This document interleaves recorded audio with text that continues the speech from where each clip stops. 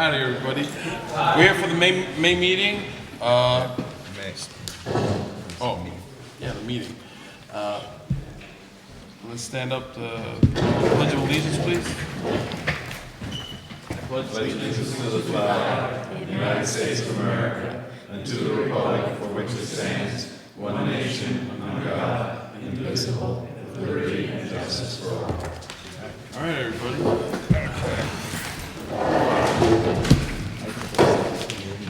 I'm like I said, I'm waiting for this. Okay.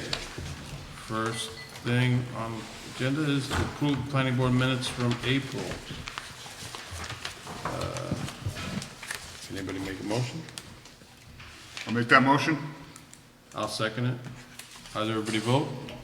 Aye. Aye. Aye. Approved. Next. Darty Electric, I believe? Yes.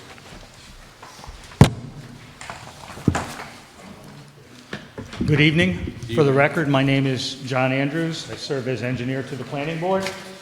I'm here in the matter of Doherty, a revised lot line for Robert and Catherine Doherty. You should have a resolution in front of you, dated today, May 11th, 2023, identified as draft number 1. This is a very simple, straightforward application.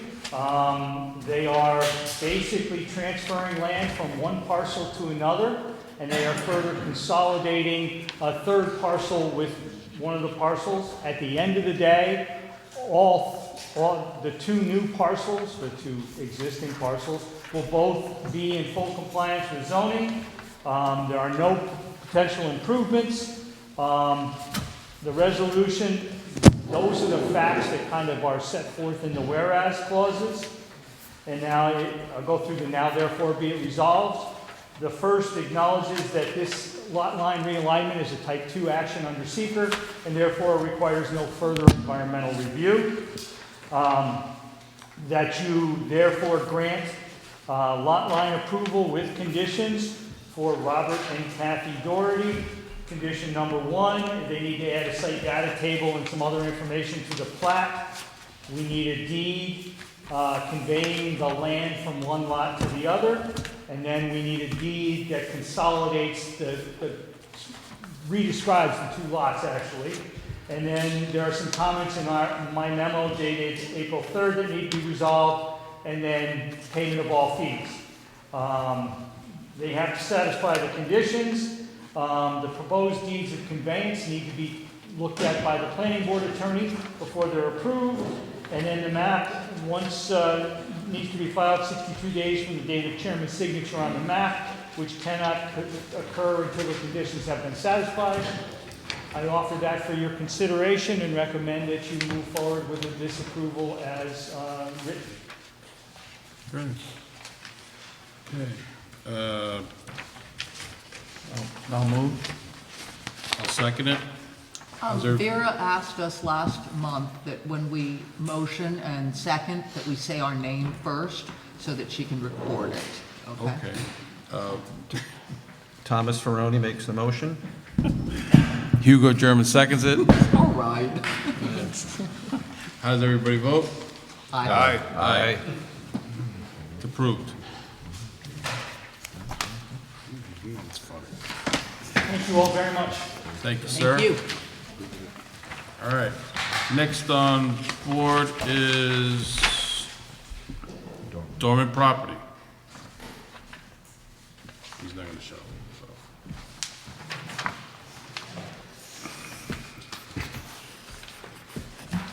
Good evening. My name is Bruce Barber. I'm the town's environmental consultant. The board will recall that Mr. Dorman appeared last Thursday at the workshop and presented his application as well as a PowerPoint presentation relative to a proposed gazebo, recreation room, and walkway or breezeway construction at his home on Gray Oaks. The board is also aware that the work is within a town of Kent jurisdictional wetland and wetland buffer. There's been efforts by Mr. Dorman and also the board in communicating maybe different iterations could be shown, moving the gazebo this way and that. And I think at this particular juncture, Mr. Dorman feels this is the application he'd like to present to this board. He did move the gazebo back about 5 feet from what was originally proposed, lining up now with the existing deck. And so basically a couple things to consider. First of all, the town chapter that is jurisdictional with the wetlands is Chapter 39A of the Town Code, as you know. The beginning of that code, as is the case with all codes, sets all of the reasons why this code was written and adopted by the town board. The value and importance of preserving the wetlands. The section that the board is guided by is Section 39A-8, which provides performance standards and guidelines in looking at wetland permit applications and making determinations regarding whether or not you feel they should be warranted and approved. So I encourage you to have a look at that particular section of the code. At this particular time, also for those who've been out to the site, and I come to understand there will be some revisions because there is a beach on the property, a sandy beach, and also a hot tub. And so the board may direct the applicant to provide an amended application to include those particular improvements on the site as well as they are also in the wetland buffer, and they'll be working with the building inspector on associated building permits as required. So right now, I think where the board might be is that you have a determination that if you feel that the application has merit as it exists, then you may choose to look at a public hearing for next month. But in the meantime, I suggest that you circulate the application to DEC and DEP, which may not have jurisdiction, but because it's so close to the lake, they may be interested in it, especially in that the gazebo roof as impervious surface, there's no real way, given the design of the roof, to treat stormwater coming off of that. And so the stormwater is going into the lake untreated, and that's an impervious surface. DEP might want to take a look at that in permitting processes. The other entity I would suggest you send it to is the Lake Carmel Park District, who are the actual stewards of the lake as a community, as a district. And so that's something that you might want to hear back from them prior to the public hearing. In the meantime, if the board feels that this application as it stands now has merit as is, then I would suggest you direct the applicant to meet with the consultants at our May consultant meeting on Zoom to provide some types of mitigation. And again, it's important when you're doing wetland mitigation, buffer mitigation, to have an apple-and-apple kind of comparison. What is that wetland buffer doing now? And when it's going to become compromised by the proposed construction, how can we replicate or improve on that function that's lost?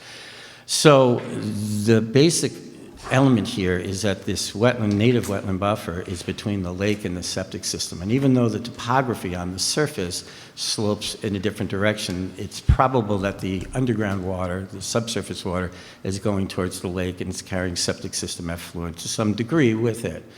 And so we'd be looking to have some type of mitigation, if the board feels it's appropriate, to offset the loss of that basically purifying factor of the existing native buffer that may be compromised by the proposed improvements. So there's several suggestions that can be made relative to improving the septic system or retrofitting certain elements, water-saving fixtures. There's a variety of things that can be looked at as potential mitigation if the board feels you would like to go in that direction. So in summary, the 39A8 guides your decision-making process relative to the code. And at this juncture, the board can make a determination that you want to see yet another iteration, you want to see more stuff changed in the design or different examples, or if you feel this is kind of where it's going to be and we're going to move forward with this application, then you can take a look at scheduling a hearing in June, provided that we get those materials back from the applicants. Can I ask a question? Yeah. Did we ever get architectural plans back with actual dimensions? No, and that's one of the things that is part of our memos, is that there really is kind of a hodgepodge of plan sets. There's a plan that is a site plan, then there's another plan that is a detail, but it's not actually corresponding with the site plan. And then some architecturals. The architecturals aren't signed and sealed, and they're not actually representative of the most current iteration in Mr. Dorman's PowerPoint. Yeah, because the architecturals that we were looking at didn't have one dimension on it. Correct. Yeah. Right, so they're saying it's approximately, Simon, like 600 square feet, right? And it's an octagonal shaped structure, but there are no dimensions. And the other thing that, is certainly important on the site plan, and this is again in our memos, is that although it appears it meets zoning requirements, we do need to see the zoning setbacks on the land and the bulk table and all that sort of thing as well. Okay? Do you have something to add? Yes, I do. Go ahead. I just wanted to, this has been somewhat of a moving target, and as Bruce said, there's been a variety of submissions. I want the board to understand that because this is primarily a wetland issue, and because the pin hasn't been placed in the map, in other words, we haven't had a true site plan that's fixed to work with, I did not want to waste the applicant's time or his money by conducting a review. So I have withheld my review of what is necessary, because they do need a steep slope and erosion control permit, because they require a wetland permit. So until we have a site plan that you folks are comfortable with, my review still needs to be conducted. Okay. And we all know Could that be supporting this because application. he's probably feeling us out as we are him, right? Well, Or he spends too much yeah. money and he wants to know if it's actually possible. So the erosion plan is required anytime you need a wetland permit, all right? So we haven't really gotten that much material yet. But I think that the board needs to either make a determination that you'd like to see additional iterations, perhaps, or that you feel that this particular iteration is what you're going to be looking at and how you might want to mitigate it, and also hear from the public and from the Lake Park District and the other regulatory That meeting that you guys folks. talked about on Zoom would probably be the best course for him. I'm sorry? That meeting that you guys do on Zoom, Yeah, so you I could, think you that might be the could, most informative thing for him Yeah. to listen to it and hear it and see if he wants to or not. yeah, so what the board could do is either, say, all right, we can schedule the public hearing, or conditional upon obtaining all the necessary materials by the due date. And if not, you could adjourn it until that's basically going to be taken care of. Or you can say, listen, we still need some more stuff, right? And that we're going to take a look at that. And when it is complete, then at that time we'll schedule the public hearing. The other thing, of course, as I mentioned earlier, is that he's got to amend the wetland permit application to reflect the fact of the other site improvements that also need wetland permits that are there already.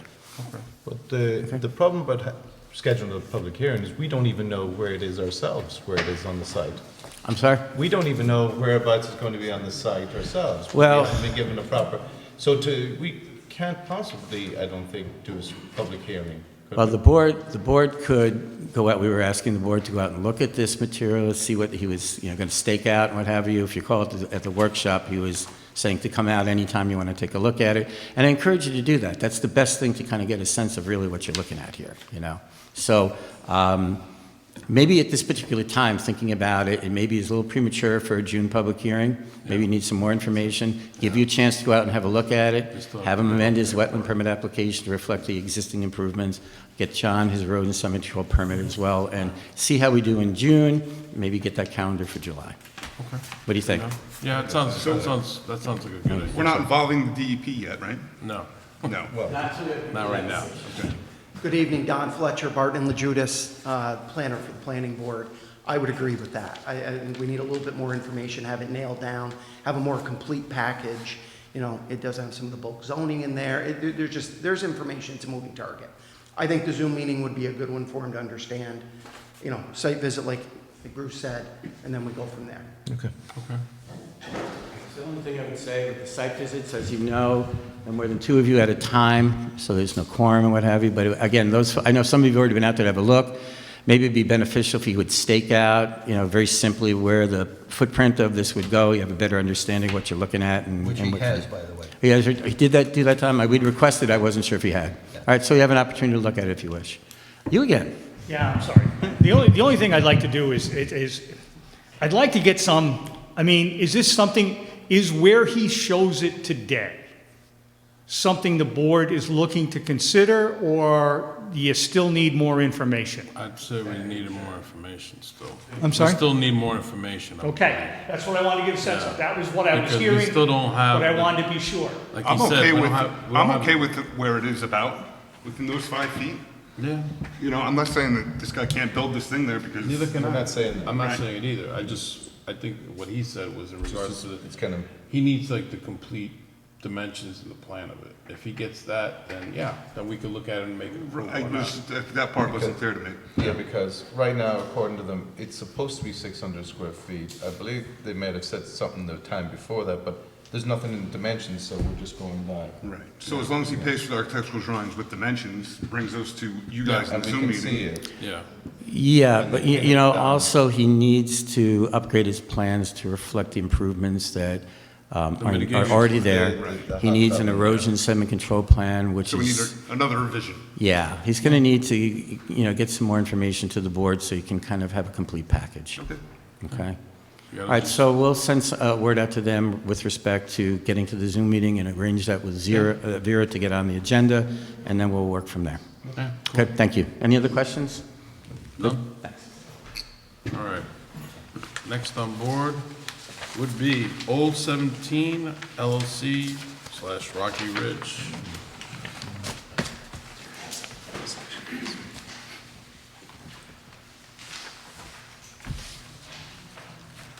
Good evening, Jamie LaJudas from Insight Engineering, Surveying and Landscape Architecture. I'm going to let John take it away because it seems like he wants to talk. I don't know, I don't know what's going on, but so anyway, good evening. We are taking Rocky Ridge and Old 17 LLC as one item on this evening's yeah. agenda. You should have in front of you a resolution. It's identified as draft number 2. It is dated May 11th, 2023. I will tell you this work product is as a result of efforts by myself, Mr. Barber, and Jeff Battistoni. So we all kind of track changed it, and this is the final accepted version. And basically what you have in front of you is a resolution that reaffirms the previous SEQR work, and then it issues approvals with conditions for special use permit, site plan, wetland, and steep slope and erosion control for DNC 1993 LLC, which is otherwise known as Rocky Ridge. And because they are acquiring ownership from Old 17 LLC. Okay, so this is a little different than some of the resolutions you've seen in the past. It's more, I think Bruce and Jeff and I tried to make it more of a stream of consciousness set of facts. So the whereases basically set forth what happened. You got an application from DNC 1993 to assume ownership and transfer all permits. It was previously known as Kent Development, for which an approval was granted back in 2020, and then it was reapproved in basically 2022 when it changed from Kent Development to Old 17 LLC. In the meantime, as part of the original application, there was a timber harvest. That's on a different piece of property. There was a lot line transfer. That was completed and signed. So all we're looking at is one parcel owned by, right now, Old 17 LLC, on which there was a commercial development. Old LLC started construction in December. They stopped for a short period of time because there was some confusion about the expiration of the permits. They were able to get in and get that resolved, and they restarted construction probably February of 2022. And basically what happened is we got an application from DNC, but what we ended up doing is going out and taking a look at the site, and what we found is through some overzealousness, the owner had kind of gone beyond some of the limits and identified some issues. So the building inspector issued a stop work order. We also figured out that the language of your code is somewhat awkward, and that the special use permit expired at the same time. Okay. So they submitted an as-built, which identified all the deviations. They came up with a remediation plan. The remediation plan has been incorporated into this. And you've taken a look at the remediation plan. I think it's one that you're comfortable with. At the meeting on April 13th, you accepted the mitigation plan, you accepted the special use permit application, you waived the public hearing. And the reason you waived the public hearing is that essentially if DNC 1993 LLC, Rockies Ridge, builds this out, it's going to be the same project as was before. They've kind of pulled everything back. There's no real substantial difference, that it can be remediated without too much additional work. It's mostly additional plantings. And the attorney for the planning board has reviewed the bonds. He's set forth some conditions that those bonds need to be altered to satisfy things.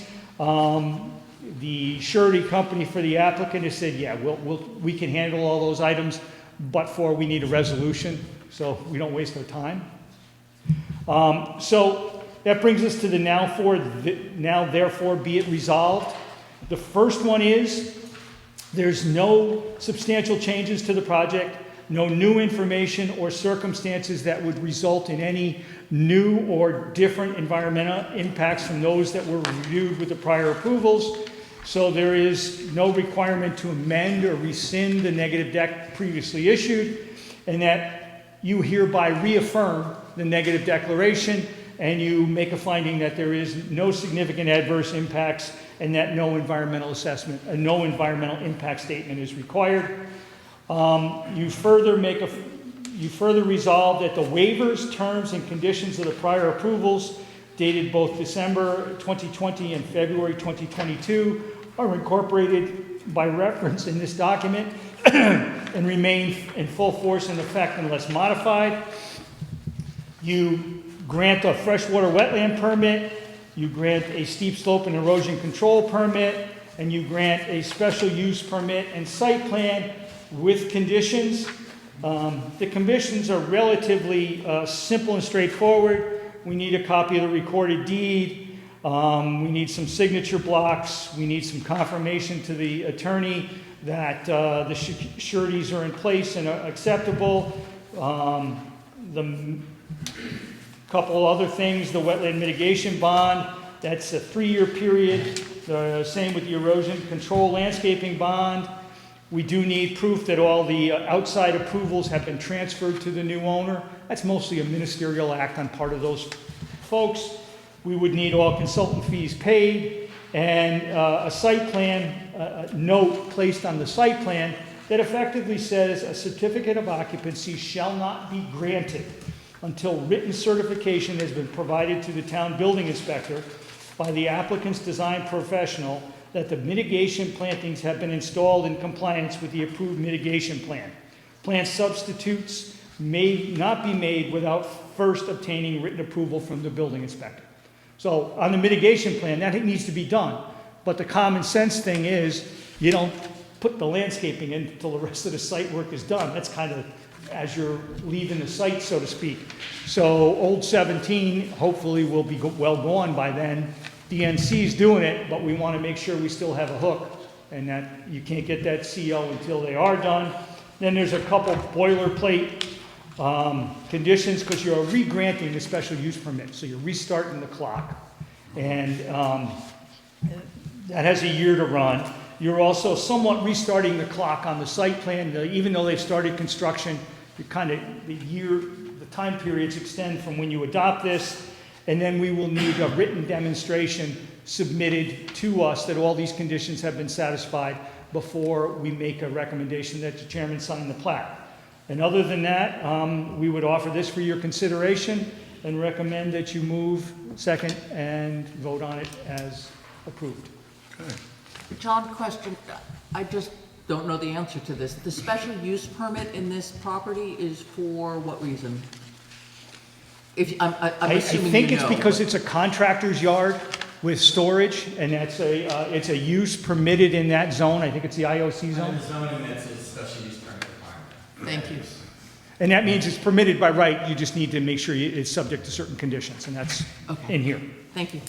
Regards to the resolution, can anybody make a motion? I'll make a motion to accept the resolution for Rocky Ridge, draft 2. I'll second it. How does everybody vote? For the record, that would be Simon Kerry and Hugo German.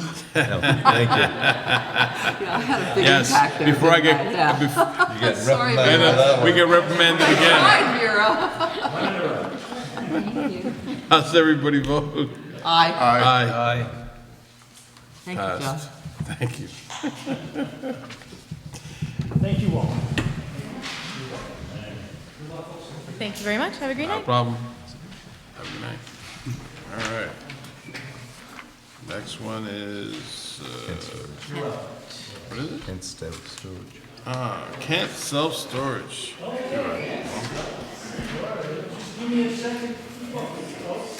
Not a problem. Maybe we'll have another judge come in. We'll have another judge come. That was odd. He probably came on camera too. All right.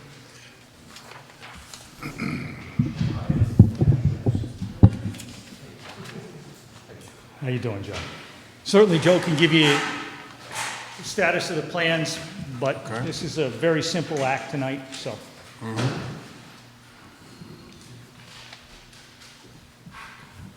Good evening, everyone.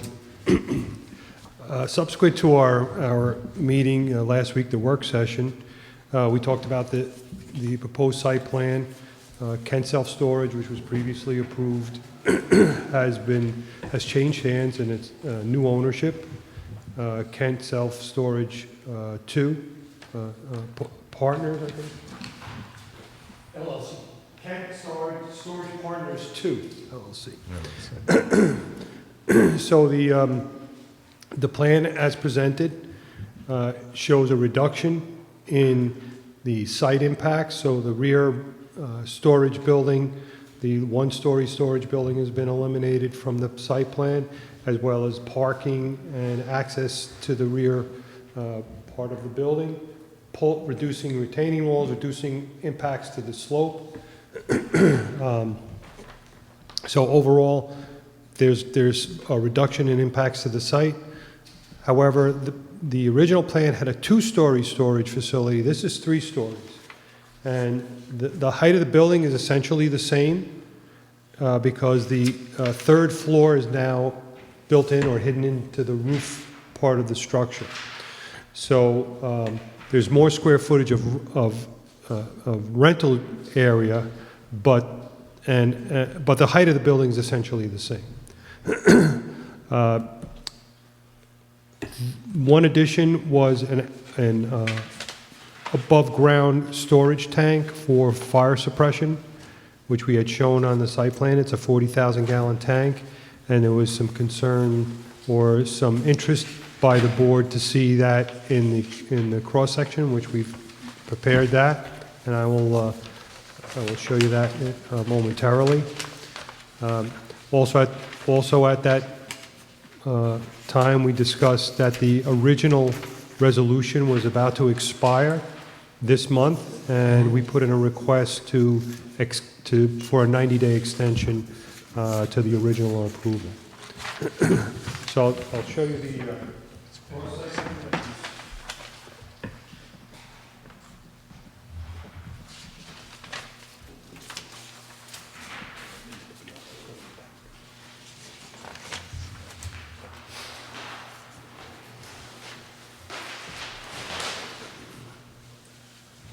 cross-section here. As you can see, the tank is partially buried in the hill, so the backside of the tank is going to be hidden by the grade, so that's not going to be exposed. And what we're showing above the tank is some additional plantings, some evergreens to hide the top of the tank from any of the neighbors that are up above higher in elevation. So you'll have full screening of the top of the tank, and as for the original plan, you'll be screening along the northerly property line and that residential neighbor, so you will not be able to see the tank from there. And again, the building height is essentially the same; it hasn't changed very much. So the view shed from that neighbor, from the 2 neighbors, will remain the same. Okay. Any questions? No questions. Thank you. Thanks, Joe. As we said, we kind of preferred the discussion on this application because Joe needed to catch up. Yeah. His client kind of left him in a lurch. He had some things done, not other things done, and see now he's catching up. But Joe is correct. You granted, you have in front of you a resolution. Again, it's identified as draft number 1 and stated May 11th, 2023. And it is a resolution of time extension. And it's in the name of D. Brook Kent Self-Storage, but in parentheses, it's Kent Storage Partners 2 LLC. So it's really in the name of the new owner. You granted an approval back in May of 2022. It was a conditional approval. That approval would be void if construction was not started within 1 year or completed within 2 years. The applicant did not finish satisfying all the conditions. We were on target to do it, and it kind of went into limbo. Construction has not commenced, and now it's been sold to a new owner who has made an application for modifications. In talking with both the town attorney and you folks at the workshop, the determination was made that the proposed modifications are best made by means of an amended site plan approval. It's not necessary to go back to square one. We can, and in order to do an amended approval, you got to preserve the existence of the approval that was previously, that was due to expire. And the reason that you made that determination is the project is, again, substantially the same, as Mr. Arena indicated, and it has the potential for less impacts to the site, the community as a whole, all the way around. So, we did receive a timely written request for an extension. So now, therefore, there are a couple resolved. That you resolve the first one is that you renew the site plan approval with conditions for 1 90-day period to allow for the proper review and consideration of the application for amended site plan approval, and that you further find that the waivers, terms, and conditions of the prior approval are incorporated by reference and remain in full force and effect unless modified. So this approval would be void if the amended approval is not obtained within the 90-day period. You do have the ability to grant a second 90-day period, but we figured in this case, 90 days should get it to the finish line and not have to do that. It's the responsibility of the applicant or the applicant's professional to submit demonstration that when it's ready, the conditions have been met. And again, we would offer this for your consideration to be moved, seconded, and voted upon accordingly. I have a quick question. In reference to this, obviously, if we do the resolution, it doesn't stop us from obviously proceeding with asking questions. Matter of fact, it sets the stage for you to proceed with the next application. Because it takes, so you're going to entertain an application now for amended site plan approval. Right. An amended site plan approval that is now valid again. Okay. Any questions? Anybody else? Bill. Good evening, Bill Walters, building inspector for the town of Kent. This building is almost the same as the other building that they proposed. It is higher than the proposed building before. It's above the height requirement in an IOC of 40 feet. This building is at 44, almost 45 feet high. It is also grown in height from 2-story to 3. There's no access to the back of the building now, and now because of the size of the building and water tanks and fire suppression systems are needed, I would also make a request that the applicant make contact with Russ Fleming, who is the consultant that the planning board's used in the past for other large projects with fire protection to make sure that it complies with all the requirements. That'd be a life safety plan. That would be for life safety, yeah. With the other drawing, with the other design, there was a road that went around in the back. Yes, I remember. It's not there anymore, so how is the fire department going to gain access to that? Those are some of the things that Russ Fleming works with to make sure that those things get done. There's also sprinkler systems, there's water tanks to make sure that there's adequate water supply. Russ Fleming has done several projects in the town working on behalf of the Lake Carmel Fire Department or even the Kent Fire Department to address those particular issues, because folks on the planning board may not have that expertise, and Mr. Fleming does. So, Sounds good. Yeah, just to add, and possibly Bill did not see the latest rendition of the plans with the heights on there, but the the height to the midpoint of the roof is 35 feet from the average grade, which is the architect's interpretation of how you measure the height of the building. So I think we're okay there, but we'll get those plans to Bill so he could review those. And we have no issue with getting a review on access from the fire commission. Just one other thing in that, from the environmental perspective, there's a reduction in environmental impacts with respect to the site plan. There's less impervious surface, et cetera. However, this is a large building. It's at the gateway, basically coming off of 84 onto 311 and into the Lake Carmel hamlet. I would suggest the board have the applicant provide some visual reviews and assessments from street level and from other vantage points around the building, so the board can assess the massing and the large scale of this particular building relative to other buildings that are surrounding it. It's a little bit of an unusually large building for the town of Kent, and that it's 3 stories, and I think that that visual assessment will be important for you to consider as part of the project. That was in the first revision as well, right? Didn't we have them in the first plan? What's that? The pictures from the street? Yeah, but this is 3 floors. Right. All right. Anybody else? All right, we have to do the 90-day extension. Anybody make a motion? John Carlo, I'll make that motion. Hugo German, I'll second it. Has everybody vote? Aye. Aye. Okay, good enough. Next, let's see. Next is Benitez property. No problem.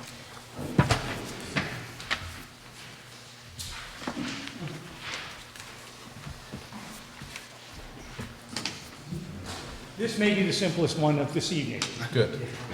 Mrs. Benitez was before you a couple of years ago and obtained a steep slope and erosion control permit to put a small in-ground pool behind her house. She completed that. We took a look at it. It's been restored. It's pretty much substantially per plan. Grass is growing. Bruce and I had occasion to be out there last fall before the winter. Grass had already been established at that point in time. So it would be our recommendation that even though the 2-year period has not elapsed, that it was required in the original permit, that the grass has gone through and survived 1 winter. So as has been your custom and practice, particularly in these small residential ones, you would consider releasing the bond and returning it to the applicant. You should have in front of you a resolution dated May 2023. That was not prepared by me, but was prepared by Vera. It is adequate in all terms and conditions. And what it does is you would release the erosion control bond in the amount of $1,200, and then any funds remaining in the escrow account after all invoices have been processed. I would offer that you make that motion and move ahead. Copy, Mr. Chairman? This is, is it? 1,200? That's good enough. Any questions, comments? None? Zero? Okay. Can anybody make a motion? I'll move to release the bond as described. Remember your name. Thomas Ferroni. I'll second it. Hugo German. How do we vote? Aye. Aye. Good enough. Passes. Thank you, sir. Thank you all. Thank you. Are we below the line?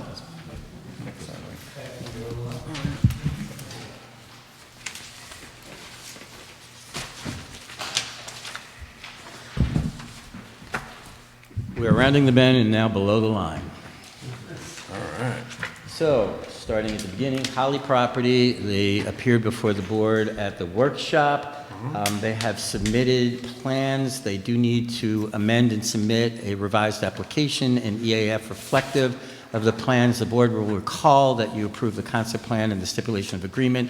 This is the next step in moving forward to the approval of the site plan for this particular project. So there's some odds and ends that need to submit. Hopefully we'll get that in shortly. We'll be able to have a look at it. Mr. Ayler, John, that's you. Ayler, if you remember at the workshop, they've reduced their limits of disturbance. It's under 5,000 square feet.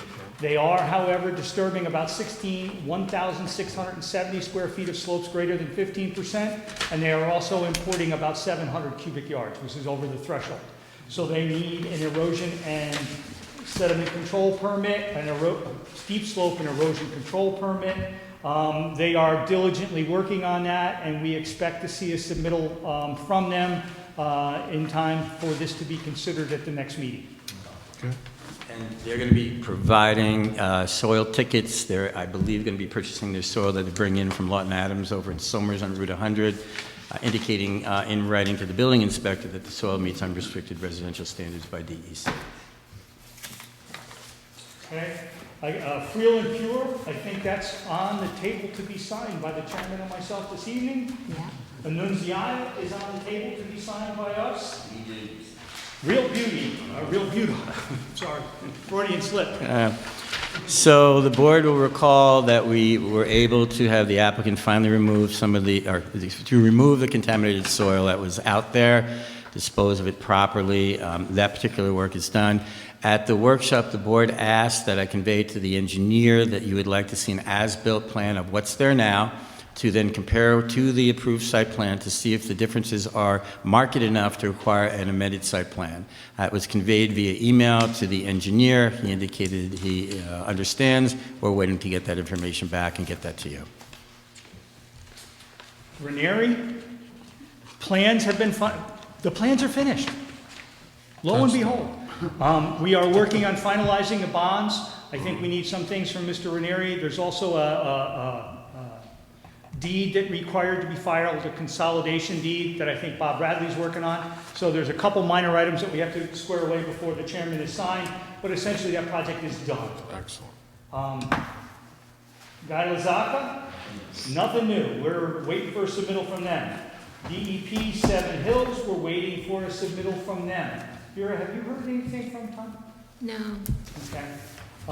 Kent Manor, as you may recall, we discussed at the workshop, the planning board attorney kindly sent them a nice letter.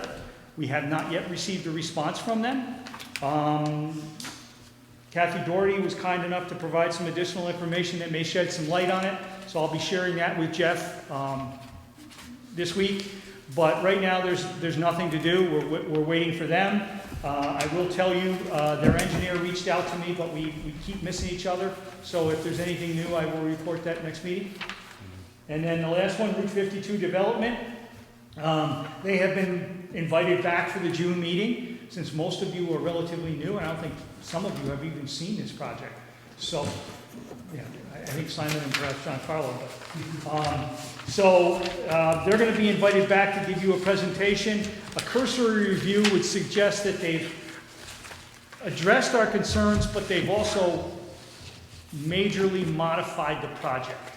So I think it's before you release Bruce, myself, Mr. Fletcher, and Jeff on a full review, I think you folks need to understand it and give us some direction. So that would be at the June meeting. No, very briefly, that's the large project. They've amended their plans from what they originally had. There's some changes, specifically a warehousing distribution center of approximately 700,000 square feet is on the table.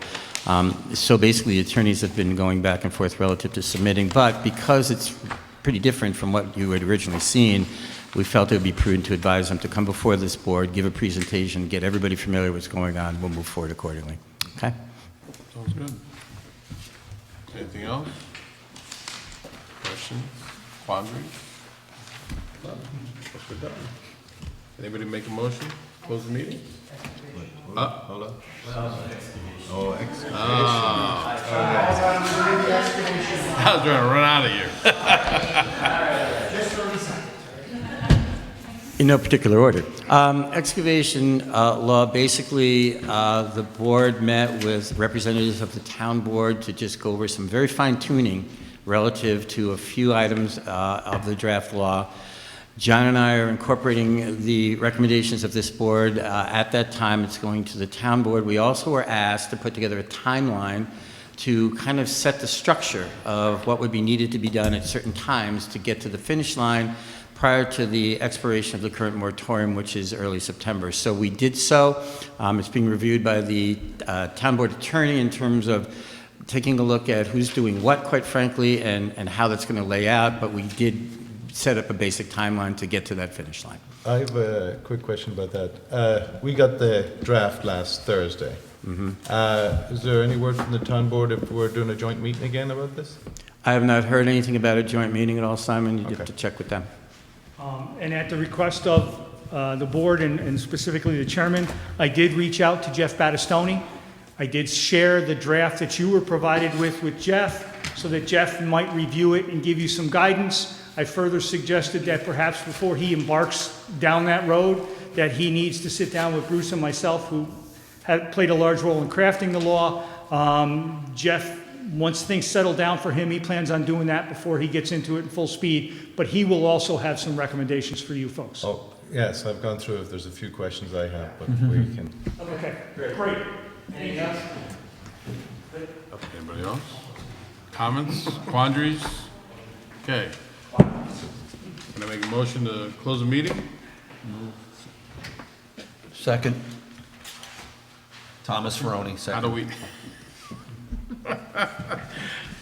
How does everybody vote? Aye. Aye. Who made the motion? Have a nice day. Who made the motion?